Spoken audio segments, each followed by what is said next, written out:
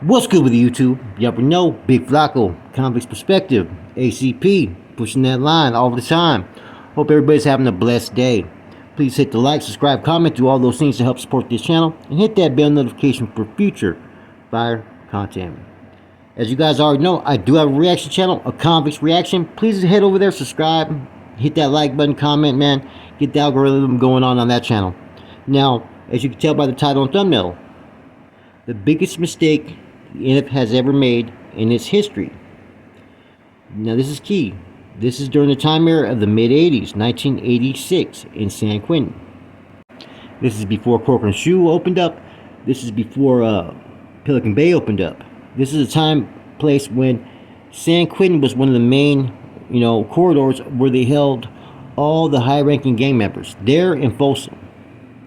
As we know, it was a hard time, in the 80s, early 80s for Norteños and NF members that were in San Quentin at that time. It was bad, but there was also a lot of, internal conflicts that were going on. You had Fresno that started to walk away a little bit, Bakersfield and whatnot. Out of all those, though, the biggest issue is this one right here that we're going to talk about.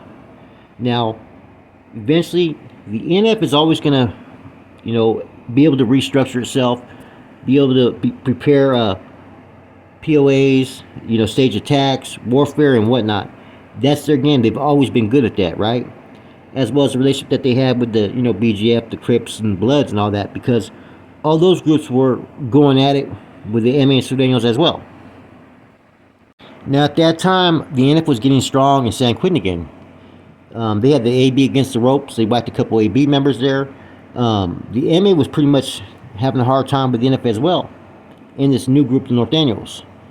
But eventually what ended up happening was there was a ceasefire that was created around 1986. This is the same ceasefire I think that Wino Perez talked about in his interview, was that they were trying to get out there to get to the lines, and they quit putting the pressure. Now the Crips and Bloods felt abandoned, some of the BGF cats. This was a time here, like I said, when it was war. They had joined together in war against the AB and MA together in Sureños, and the Crips and Bloods were involved. And now you have the NF and Norteños who are deciding to agree to basically a treaty, a peace treaty, to try to get the fellas out there back to the yards. When they had both the MA and the AB against the ropes. This was a time period that, to take a step back and allow peace means you're giving the opposition time to regroup, recruit, and then take the next step forward. So while they had their foot on their neck, they left off on it. This caused a serious rift between a lot of Crip and Blood leadership in the prison system. Now, it didn't cause any, as far as, really battles and all that stuff, but it caused relationship issues. The assistance wasn't there as much. The camaraderie wasn't as strong as it once was. Now, one of the main persons who pushed for the peace treaty and agreed to it, which it was a few other NF members, right? But was mainly, though, Joseph Pinky Hernandez from Rancho Cucamonga, who is now currently a federal general. Now, I don't know Pinky, right? I've heard, people speak good about him, but they have said that this is where he dropped the ball, and that he has a tendency to want treaties in place where when he's present around the enemy, but when he's not is when he's more forceful to want the peace treaties to end. So basically someone was telling me that because he didn't want to be engaged in battle and all this stuff, right, that he'd always want to be on the side of treaties whenever they could. But as soon as he'd be far away, at a location hundreds, thousands of miles away, that's when he'd push his chest out there and want them to engage in war. Which kind of makes a sense in this aspect. I'm going to tell you guys two things. One, the incident with Fig back in the 80s, when he went out to the yard and tried to move on Fig, right? They were running from the gate. They dropped their pieces. They did all kinds of shit. They didn't even get a chance to move or make a move on Fig, and were pretty much fucking intercepted upon entering the yard, and pretty much ran to the gate to get let out. And as soon as Pinky got back, he was getting all the applause and pats on the back, but he never did nothing but drop his piece. Years later, when there were some issues going on with a few women, right? I'm not going to say their names.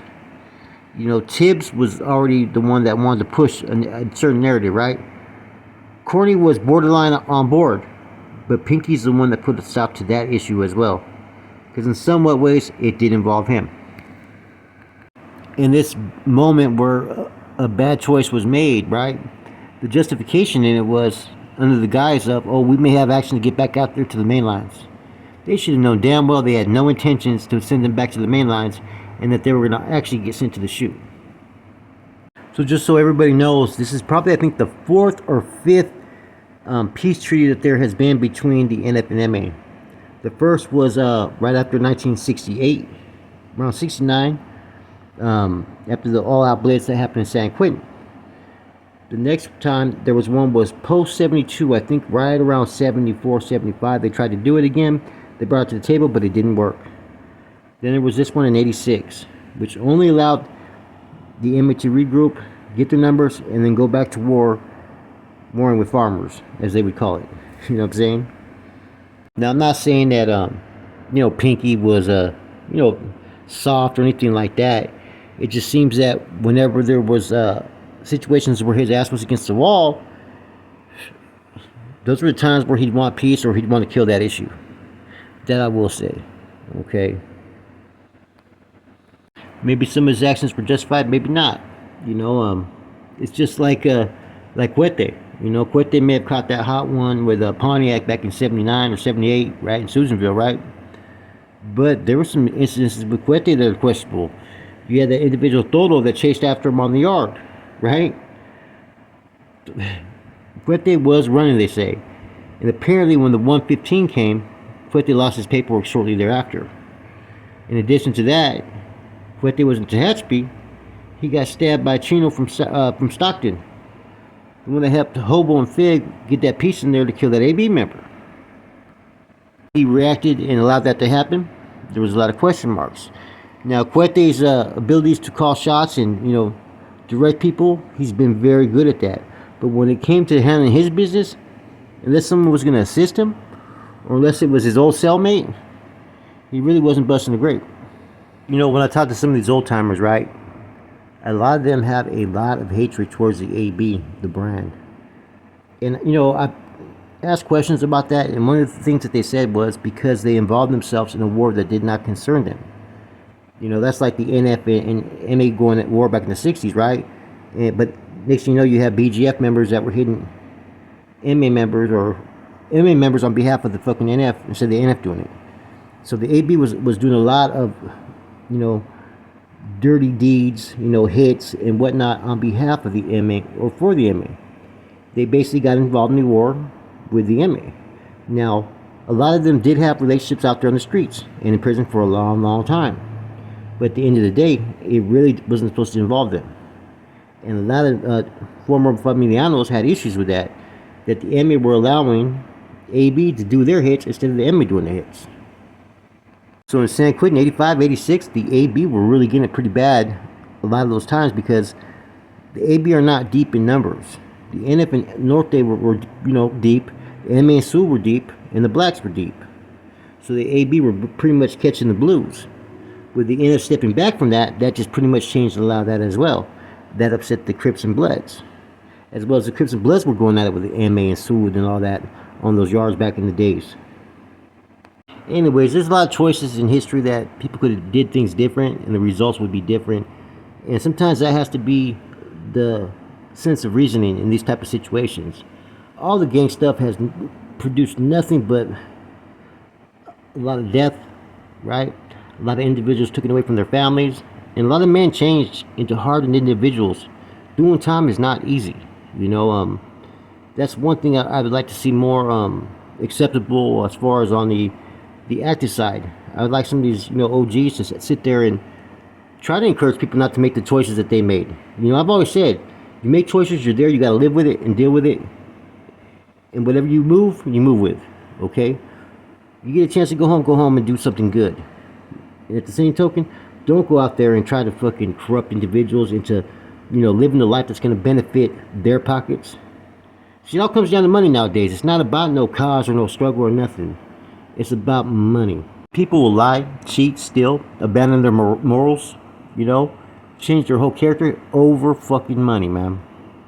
They'll do more damage to their own family, their communities, and whatnot over money. With that said, that's some food for thought. Accomplished perspective, I'm out.